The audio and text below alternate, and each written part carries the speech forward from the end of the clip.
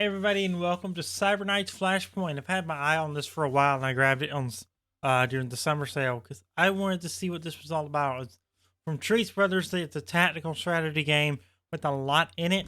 I love indie tactical strategy games because the indie devs tend to go crazy with how much content are in their tactical games. So yeah, I'm gonna see if that is true with this one. I hear there's a lot to do for the price. So yeah, if you're new here, make sure to subscribe, turn on notification, do all that sort of good stuff. 98% of you are not subscribed. So let's go ahead and try and fix that.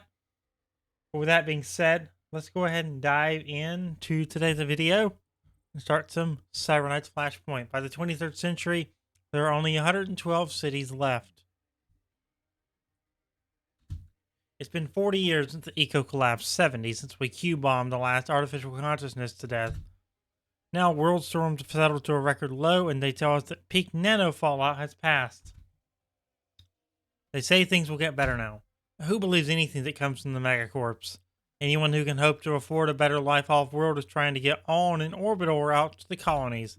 That's why we're all here, working the shadows as mercenaries. We want something better too. We're just street-level operators, but not for much longer. You're about to get a Cyberknight computer spliced into your spine. It's illegal. It's dangerous. It will change everything. The Megacorps created Cyberknights as the first quantum-secure data couriers. Soon the Corps adapted their cybernetic implants to fight their quiet wars of espionage, sabotage, and murder. These upgraded Cyberknight quantum riders offered unparalleled processing, coordination, and Q-warfare capabilities. But after a few decades, hundreds of knights had deserted or gone rogue. The Corps outlawed the cyber and banned the procedure. Remaining knights became the world's elite shadow operators for hire. You're about to go under the knife to one of those implants. You're about to step up to a whole new game. If we could build the right team and back the right power players, we could earn enough to buy a reset for the rest of our lives, chumbo. It won't be easy. Who knows what we might get mixed up in? Probably secrets the syndicates or Megacorp would kill for, but this is our chance. Let's do this. Choose your starting squad. Quiet nights, we can be stealthy or we can be loud. We're going to be loud. I didn't really have to think much about that.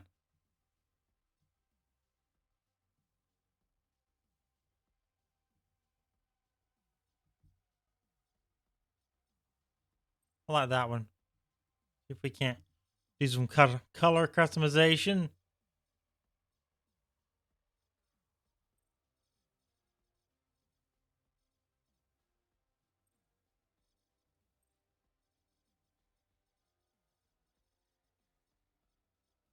There's some orange. There we go. Some orange and then some highlight.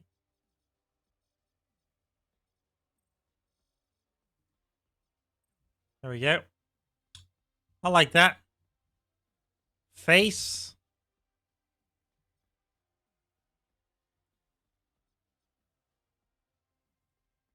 No face, no real face detail. Hair.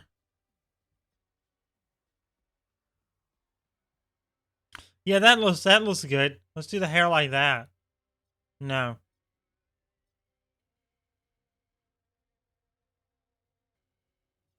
I like that hair, but I don't like the color of it.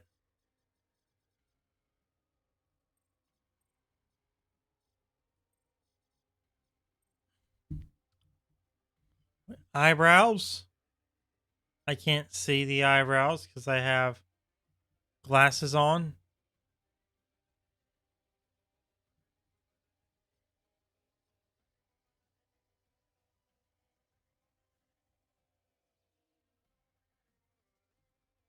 That's going to be our cybernetic.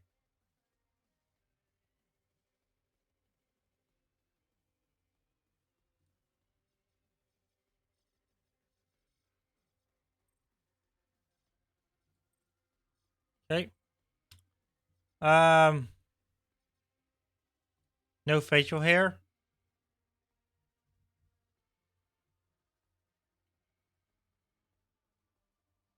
No tattoo. We'll do a hat. Why not? The IDK.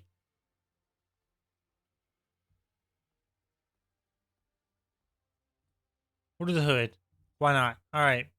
Glasses.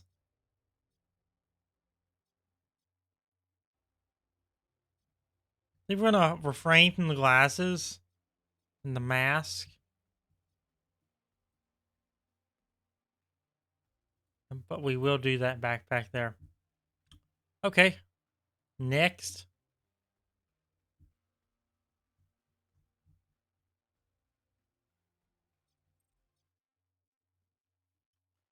All right, syndicate debts. You and your crew pooled everything you had to convince a syndicate financier, Octane, to give you a loan and help you obtain a Cyberknight's spinal implant.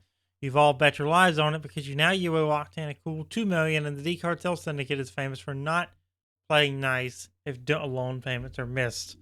Or we can do no deal after you, the lead of a street level mercenary company, mysteriously disappear. It is up to your team's face and friends to track you down. When the trail leads to a black site, biolab clinic, things get dicey. It seems you've undergone some major spinal surgery and gained a Cyberknight Quantum Rider, elevating your squad to power plays in the process. Now, if only you can remember what deal you cut to get that.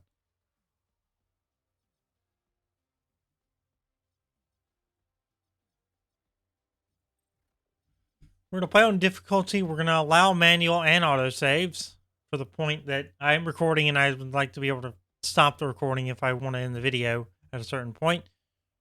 No permadeath. I think we're just going to leave everything else the same. I don't want to mess with this too much. Start game with tutorial.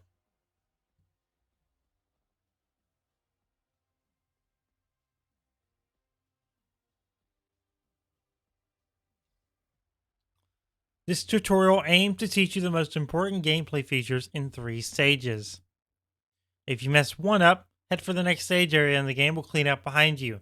Or you can retry turn or restart mission regardless of your difficulty choices during the tutorial. To proceed to the story and start of the game, you must pass all 3 stages and reach the extraction point. Or at any point, you can open the game menu and choose the complete tutorial option to skip the rest of the tutorial. Time to ride. Currently, it is your soldier's action. We don't want to get seen by that thing, that camera. This camera is blocking your path forward. And you'll either need to go around and kill these guards. All characters act in initiative order each turn. Your team will not always act together. The action will go back and forth between friends and enemies. When you can, it is helpful to coordinate your members' actions in order to act before your enemies. Wait to let enemies move out of the way or enter an ambush. You can yield, delay, in turn, or use talents to manipulate the initiative order. It's your soldier's action right now, but you need your vanguard to disable the camera. Press the yield button to allow your vanguard to act first.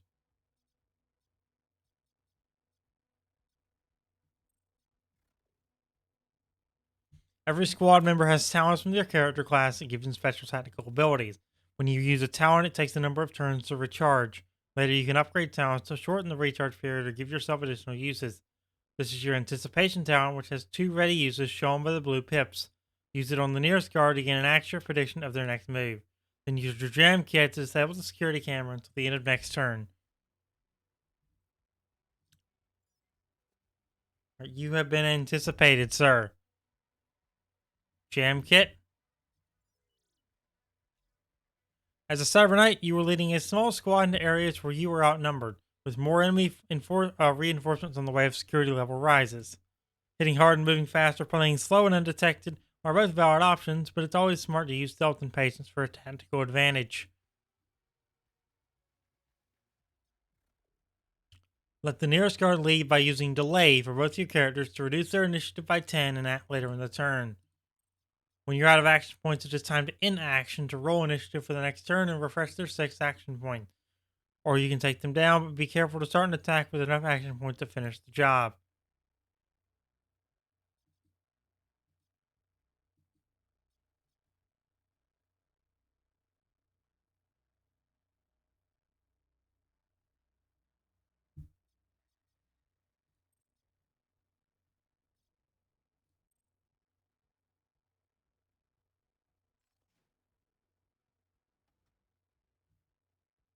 En route. Okay. He's gone.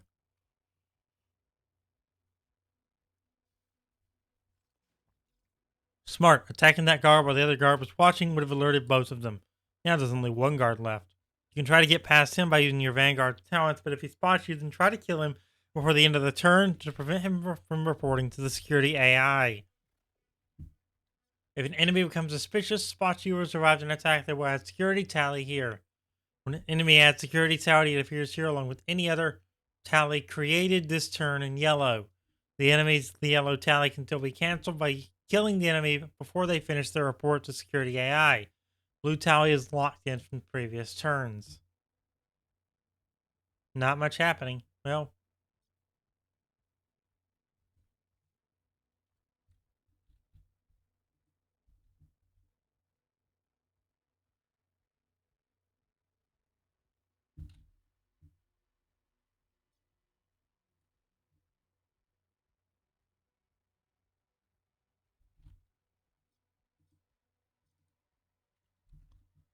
I'd like to move. That's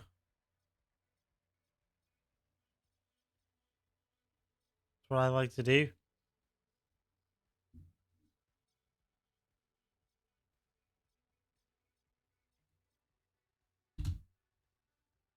Out of range. Okay. There we go. Let's go and move there.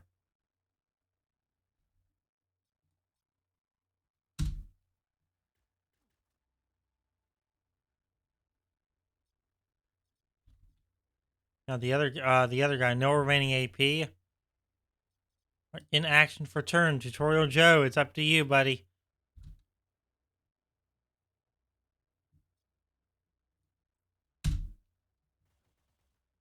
Alright, we got rid of him. The security levels escalation's back down to 0, so we're good.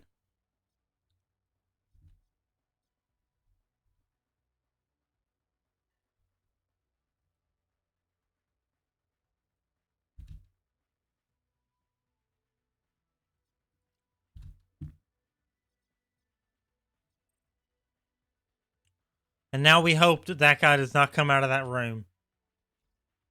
Welcome to turn 2. Everyone's action points have refreshed and a new initiative order has been established. Even if you're avoiding detection by the guards and security devices, most facilities are overseen by security AI.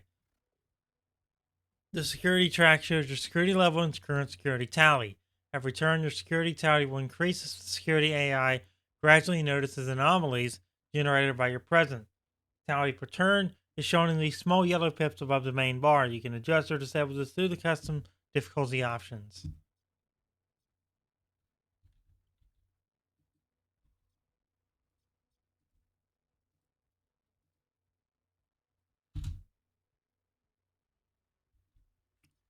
Can you...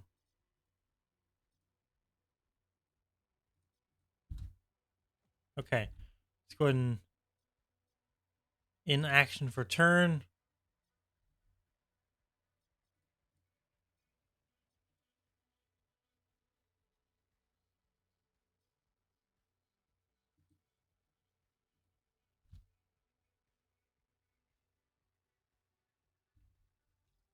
Welcome to stage 2, where we will go over combat. Your Vanguard tutorial and will sneak off for now, but we'll return for stage 3.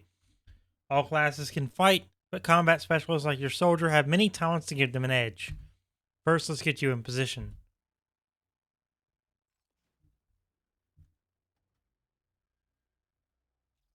All characters operate by line of sight. When you're sneaking, half-height objects like barricades or crates will block an enemy from seeing you, as seen by the yellow lines in their vision column when you hover over them. You can hover over the enemy robo-guard to see how the barricade and other objects attract their vision. You may be seen, you will be heard. To avoid being seen in the yellow area of an enemy's vision cone, stay sneaking. Most enemy types can also hear you. When you're sprinting, you move farther per AP, which make a lot more noise.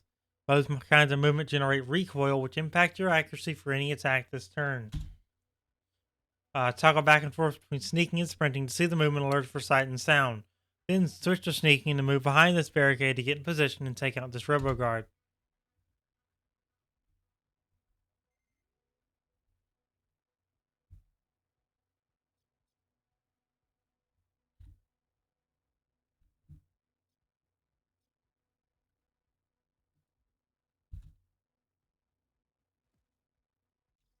The half shield you saw and moving here indicates you have low cover from any attacks coming past this object.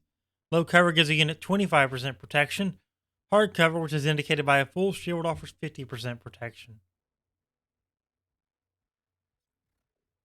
When you target a guard, a summary of accuracy, crit percent, enemy's armor percent, and potential damage dealt by the attacker shown directly over your target. Your current action points are shown by the yellow pips, and the flashpoint indicates the action point cost of the attack. Many factors impact your accuracy, which you can see in the accuracy rate down the top right. With many weapons, so long as your accuracy above a certain percentage, you will always score a glancing hit which guarantees some damage. Firing on an unaware enemy grants 25% accuracy for surprise. Attacking from high ground can generate 10 to 15% accuracy. Repeated attacks against the same target gain the focus fire bonus, which negates any recoil penalty for the second attack and enemy or more attacks. You have a recoil penalty from removing this turn. Use your soldier's iron grip talent to remove it and then attack this enemy.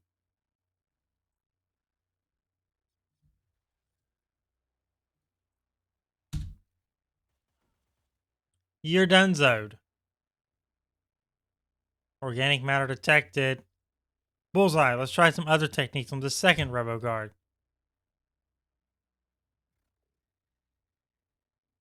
As you plan movement, you'll see thin colored lines connecting your movement target to enemy and enemies in the area. You can this line indicates line of sight and attack range. The blue line indicates you were in range to attack and have line of sight. Gray is line of sight but out of range, and red indicates the enemy has line of sight to your position. Your weapons have different noise levels. Each enemy hover shows this yellow icon if they were to hear you firing your weapon from your planned movement destination. Try it out. This display changes live as you plan your movement. Okay. If you move your character into cover close enough to a corner, you'll see a blue line of sight indicator wherever your character is able to automatically step out of cover to fire an enemy. This is cornering. Often when cornering, your target may not be able to fire back without moving. Try cornering at this location to get an asymmetrical firing line at your target.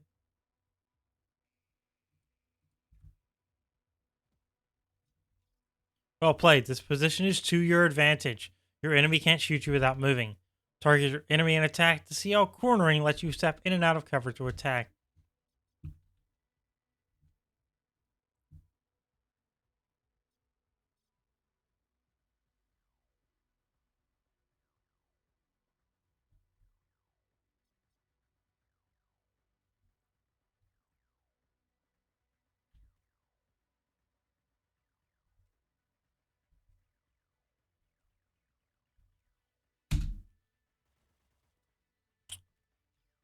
Boom boom! You may have noticed these tutorial bots are just for target practice. Ready for one to shoot back, perform a tactical reload, continue to the final stage.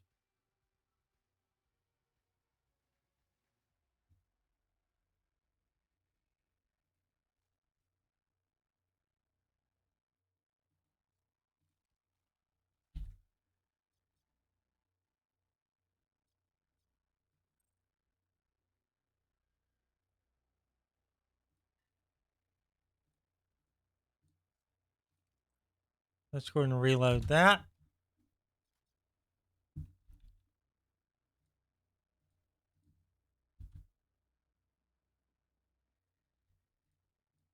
We're out of AP, so let's go ahead and intern.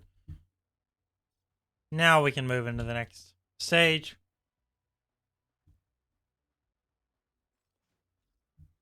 Welcome to stage 3, where we will go over our final mechanics. First, we're going to fake a security escalation for tutorial purposes. Usually when the security tally fills up, the security AI gets a chance to take an action against you and your team. These actions, called escalation, usually start small but ramp up in power and threat quickly. The most dangerous escalation is calling in reinforcements. Reinforcements will be directly dispatched by the SEC AI to investigate recent security events or just sent into the area to patrol and search for trouble. Use every advantage you have as a fast-moving heist team. Try to keep moving so that reinforcements to other dispatched securities are always one step behind you, investigating where you were, but you're not anymore. Over these final turns, keep an eye on the scar. Try to wrap up stage 3 quickly enough so that this one doesn't catch up to you. Now for the problem at hand. You'll encounter a variety of security devices trying to detect intruders like yourself. Some, like laser mash or proximity mines, can even damage you. And I just noticed that My game audio was quiet. Okay. Security devices can only be disabled by certain talents, items, or by hacker characters that infiltrate a facility's matrix systems. Unfortunately, there's nothing your soldier can do about this one except walk through it. Crossing the mesh will cause damage, a security event that security AI will want someone to investigate. We have to pass through it.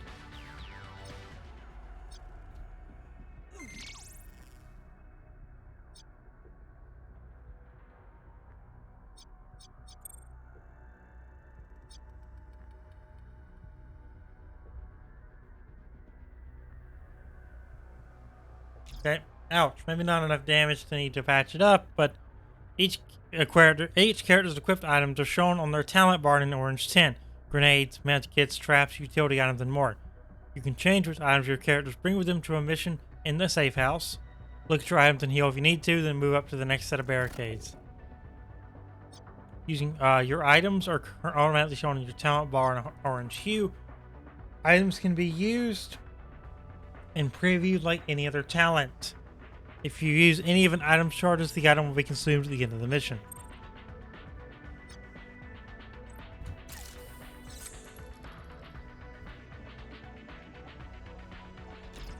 For tutorial purposes, we're going to set up another encounter to show off 3 final concepts: alert status, full auto, and farmer shredding. Well, I found out how to do full auto a bit ago, so.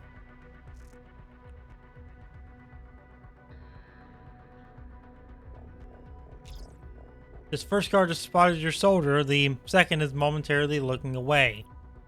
Your vanguard has slipped around these guards without being seen to demonstrate how alert status is individual to each character and enemy. As your vanguard is currently hidden and has not been spotted by an enemy, she still has the advantage of surprise. Each enemy is an independent alert status. This guard is alerted because he has seen your soldier. Prediction sounds like anticipating distraction, like lure no longer work on him. This guard is unaware since he has not seen you. If he hears gunfire, finds a dead body, or receives orders from security AI, he will become suspicious. Your squad members each have their own alert status. Hidden or suspected characters, one that haven't recently been spotted, get a surprise bonus in their attack. Now for full auto and armor shredding. Assault rifles, urban ARs, SMGs can switch from burst fire to full auto to fire more bullets and or hit multiple targets. It costs more AP and chews up ammo twice as fast, but it can deal more damage.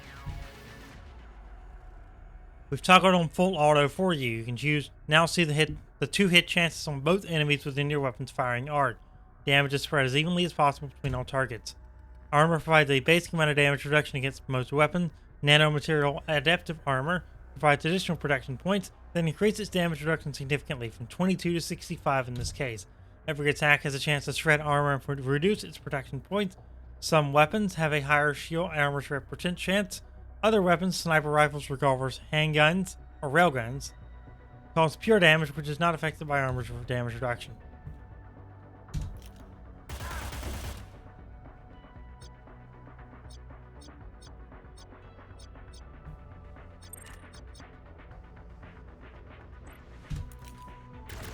And you're done, Zod.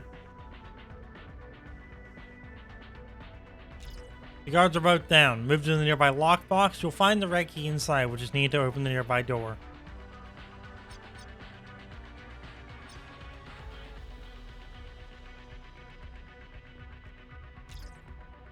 Lockers like these can contain valuable gear, key cards, crafting blueprints, and other loot. Click on the loot box once you're close to open it. You won't be able to use items you find without getting back to your safe house first to unseal them. However, any key cards you find are for use within the current mission.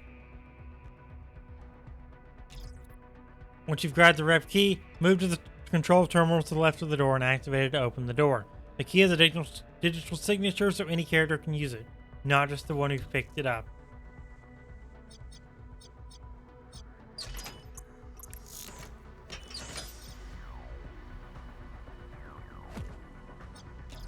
The first time you click on a door panel, it says a movement destination to it.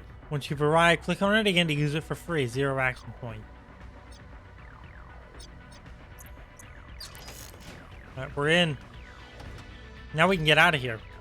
Uh-oh, we're going to cheat and let this one guard get the jump on you. They're about to cover your position with Overwatch. Just like some of your squad members, many enemies can use the Overwatch ability, cover an area, and automatically take reaction shots against any enemy that moves or tries to attack from within the area.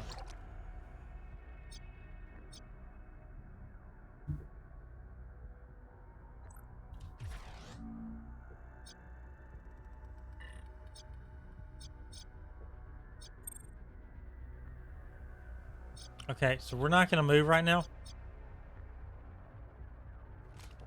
We're going to toss this. We're going to get close and toss this grenade in there.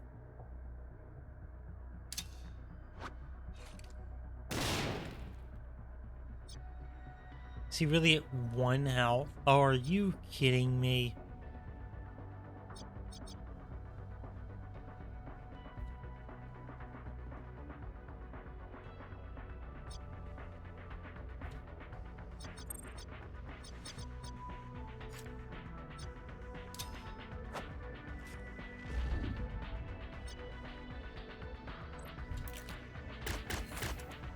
Miss, are you kidding me? Shoot him now. There we go.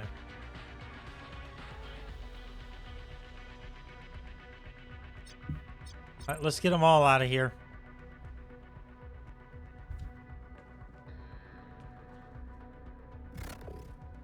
When reaching an extraction point, team members can each extract individually. Once a team member extracts, they cannot return to the level. They can no longer be seen or attacked by enemies, nor assist allies in need of help.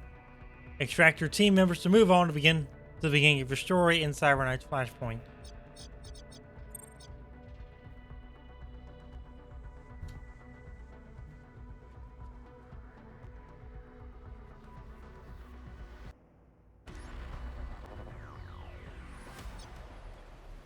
All right.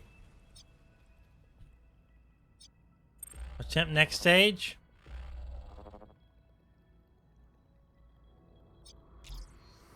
I finally have something. I hope it is good. We're all freaking out here midnight. Rose has been missing for over a week. Where the hell did he go? Please tell me that he isn't dead and getting sliced up for parts somewhere. I don't know yet, but I do have a clue to follow. You remember Tosca? The slimy fixer who wouldn't leave us alone last month? The one that was pushing that job out of our league? A street level crew going up against the megacore? No thanks. Yeah, we blew him off a few weeks ago, but he was pretty insistent. A little too insistent.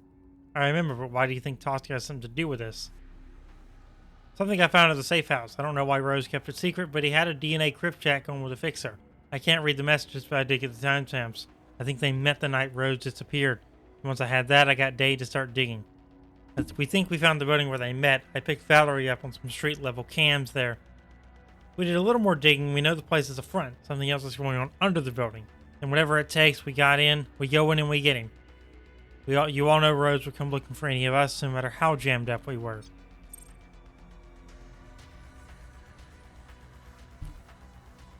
I want to stop here, so we're going to go ahead and save. And wrap it up. So if you enjoyed this episode of Cyber Flashpoint, make sure to drop a like on it. Subscribe, turn on notifications, and I'll see you next time for more. That's going to do it. I'll see you next time. Thanks for watching.